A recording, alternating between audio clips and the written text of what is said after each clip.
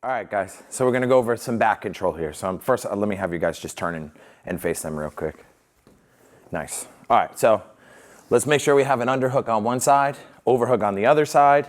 Okay, since this is going to be our dominant choking arm, we make sure that that underhook arm is protecting the choking arm wrist, and we make sure that we don't grab too low on the hand or too high on the wrist, but imagine your hand is like a wrist brace, so you're not able to flex that wrist at all, right? That way, it's going to be a little bit harder for Alex to start peeling at those grips. And general rule of thumb, we're going to start to fall to this underhook side here, okay? So as Dan falls to that hip, okay, one of the biggest things he needs to worry about is Alex's head position. So if Alex winds up shifting his head a little bit closer to the mat, this is going to give him an out or an easier out of the back control. So Dan makes sure he has his chin really, really tucked in there and his head closest to the mat in comparison to Alex's, okay? So this is where most of our battle is going to come into play, right? Once we make it here, we're looking for 3 different submissions, okay? We're looking for the rear naked choke, we're looking for the arm bar, and we're looking for the triangle, okay? So these are going to be our 3 golden submissions from back control. There's tons of grip fighting that we can go over, but to make our life a little bit easier, we're just going to hit these 3 submissions fast, okay? So always expect your opponent that you have that you're on their back to start fighting your hands, okay? So all Dan's going to look to do is make sure he uses his underhook arm here to trap Alex's underhook wrist, okay?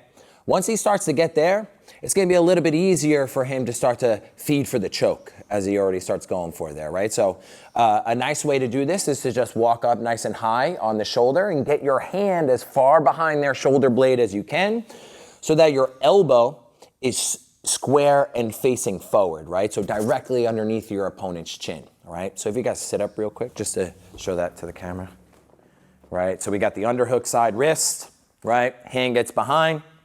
Nice way of locking this choke in is to cover your chin over your own wrist, okay? And a nice easy finish, we could do this one-armed, is to just take this elbow, squeeze it tight, and then retract it backwards, right? So a little bit of scapular movement there. If Dan is having a hard time finishing the choke, he can go to a traditional figure 4 where he grabs his bicep, hides the hand behind the head, and the same finishing mechanics, squeezing, elbow back, and there we go, okay?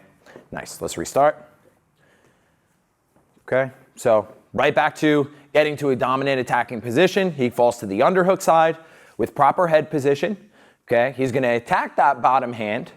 Okay, once again, go for his choke, right? And Alex still has one free hand, so we have to expect him to use that hand to start to defend the choke. So what Dan is going to do is actually use that choke to help him isolate Alex's top arm. So Alex is going to pull hard, pull hard, pull hard, and then Dan's actually going to release it and use that to trap Alex's arm with his top leg, okay? Now that we have that arm isolated from the grip fighting, he has the option of either going to the choke, the armbar, or the triangle, simply because he trapped that arm there, okay? So he can go right back to the choke and finish one-armed rear naked choke the same way, or he has the option to take the Kimura grip on the bottom arm and start to unhoop the head, okay?